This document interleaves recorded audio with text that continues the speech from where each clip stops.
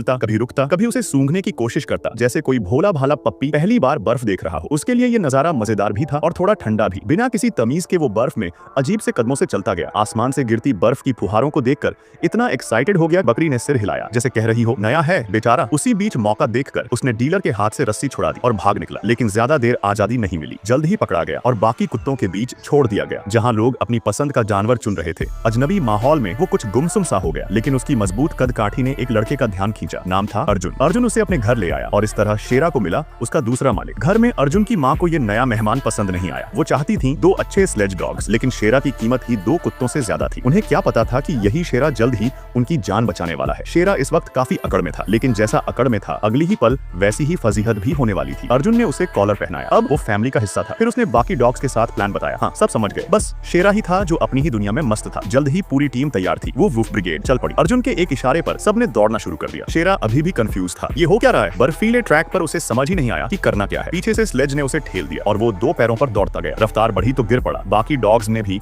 उसकी हालत पर हंस दिया। धीरे धीरे लीड डॉग की मदद से शेरा को अपनी जिम्मेदारी समझ आने लगी, लेकिन जैसे ही सामने एक खरगोश दिखा, शेरा फिर गड़बड़ कर सिटिंग। पूरी टीम उसके पीछे दौड़ पड़ी। लीड डॉग ने कोशिश की कंट्रोल करने की, लेकिन सब बर्फ में गिर पड़े। शेरा को अपनी गलती का एहसास हुआ, लेकिन अर्जुन ने उसे डांटा नहीं, बल्कि समझाया कि गलती सबसे होती है, हम टीम है, साथ गिरेंगे साथ चलेंगे। अब शेरा को पहली बार टीम वर्क का मतलब समझ आया, लेकिन जो कभी आराम से सोफे पर सोया करता था वो थक कर वहीं ढेर हो गया। रात को तेज हवाओं ने उसे जगा दिया। इतनी ठंड उसने कभी नहीं झेली थी। अकेलापन और ठंड ने उसे बेचैन कर दिया। तभी दूर एक टेंट में रोशनी दिखाई दी। वो अंदर घुस गया और वहाँ आराम से सो रही महिला को बाहर धकेल दिया। यहाँ किसी को उसकी नौटंकी पसंद नहीं थी। उसे इस नई जिंदगी की आदत डालनी थी। बाहर उसने एक चट्टान पर कोई बालों से भरा जीव देखा। पास गया तो वो एक भेड़िया था। डर के मारे वो पीछे हटा और गलती से बर्फ में सो रहे किसी कुत्ते पर पैर रख दिया। फिर जब देखा भेड़िया गायब हो चुका था। पास वाला कुत्ता बोला, रात में घूमता है ये, सपने में क्या देख रहा था। अगले दिन सब तैयार थे। शेरा ने बर्फ में गड्ढा खोदा और वहीं सो गया। फिर टीम दोबारा चल पड़ी, लेकिन इस बार झील की सतह जमी हुई थी, बहुत फिसलन भरी। शेरा दौड़ नहीं पाया, पीछे घिसटता गया। लीड डॉग ने मजे लेते हुए अचानक टर्न लिया और शेरा सीधे जाकर पेड़ से टकरा गया। फिर भी टीम ने टाइम से लेटर डिलीवर कर दी, लेकिन रात को लीड डॉग ने अपनी गुंडागर्दी शुरू कर दी। कमजोरों को परेशान करने लगा। एक गोल्डन रिट्रीवर का खाना छीन लिया गया। वो बस चुपचाप खड़ा रहा। शेरा ने देखा और चुपचाप अपना खाना उसे दे दिया। फिर पलट गया। उसने खुद को एक मजबूत लीडर के रूप में पेश किया। धीरे धीरे बगावत की नींव रख दी।